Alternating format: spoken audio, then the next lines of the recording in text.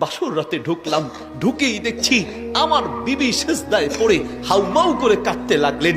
আমি ভাবলাম নিশ্চয়ই কোনো অঘটন ঘটেছে। আমি মনে মনে ভয় হলো যে আমার বিবি বোধহয় বিয়েতে রাজি নাই, আমার শ্বশুর জোর করে বিয়ে দিয়েছে।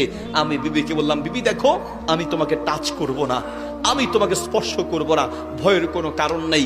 তুমি কাঁদবে এটা আমি মেনে নিতে পারি না। শোনো, যদি তোমার আমাকে অপছন্দ হয়, বিয়েতে রাজি না হও, অসুবিধা নাই, আমি তোমাকে সুযোগ করে দিব, তোমাকে আমি স্পর্শ করব না।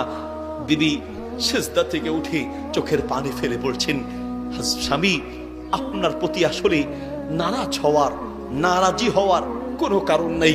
আপনার দিনদারিত্বের প্রশংসা পুরো এলাকা জুড়ে আছে, আমার বাবাও অনেক প্রশংসা করেছেন। বলতে গেলে আমি আপনার যোগ্য নই। আরে বিবি কি বলো, তোমার রূপ, গুণ, অর্থ, সম্পদ সবই তো আল্লাহ দিয়েছেন, আলহামদুলিল্লাহ। তুমি কেন আমার অযোগ্য হবে? বরং আমি তোমার অযোগ্য না স্বামী, আপনি আমার যোগ্য, আমি আপনার যোগ্য নই। কেন বিবি এই কথা বলছো? স্বামী, আমি জানি এখন বললে আপনি আমাকে ঘর থেকে ধাক্কা দিয়ে বের করে দিবেন, পৃথিবীর কোনো স্বামী মেনে নিতে পারবে না। বিবি, স্বামী, আমি যদি পারতাম কথাটা সবার কাছ থেকে গোপন রেখেছি, আপনার কাছ থেকে গোপন রাখতাম, কিন্তু স্বামী, আপনার কাছ থেকে গোপন রাখা সম্ভব নয়, এজন্যই বলতে বাধ্য হচ্ছি। বিবি বলো কি হয়েছে?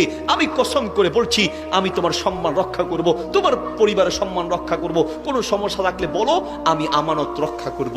স্বামী, আমি আসলে এত খারাপ নই, যে কোনো ভাবে প্যাচে পড়ে আমি অবৈধ সম্পর্কে লিপ্ত হয়েছি এবং সেই সম্পর্কের মাধ্যমে আমার পেটে একটা অবৈধ সন্তান জন্ম নিয়েছে।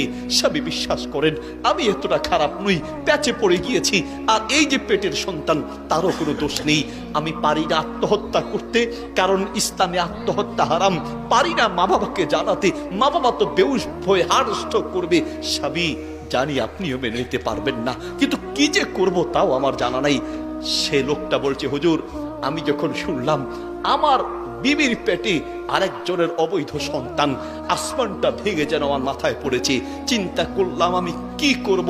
মুহূর্তের মধ্যে ভাবতে লাগলাম, নবী সাল্লাল্লাহু আলাইহি ওয়াসাল্লাম একটা হাদিস আমার মনে পড়েছে।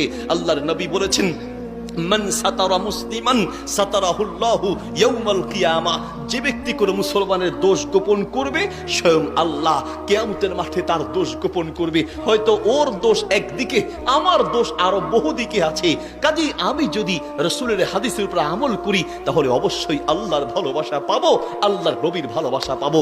বিবিকে চোখ মুছতে মুছতে, চোখের পানি মুছতে মুছতে বিবিকে বললাম, বিবি, টেনশনের কোনো কারণ নাই, একটা শর্তে আমি তোমাকে ক্ষমা করব। বিবি, ওয়াল্লাহ তাল্লাহ বিল্লাহ, আল্লাহর কসম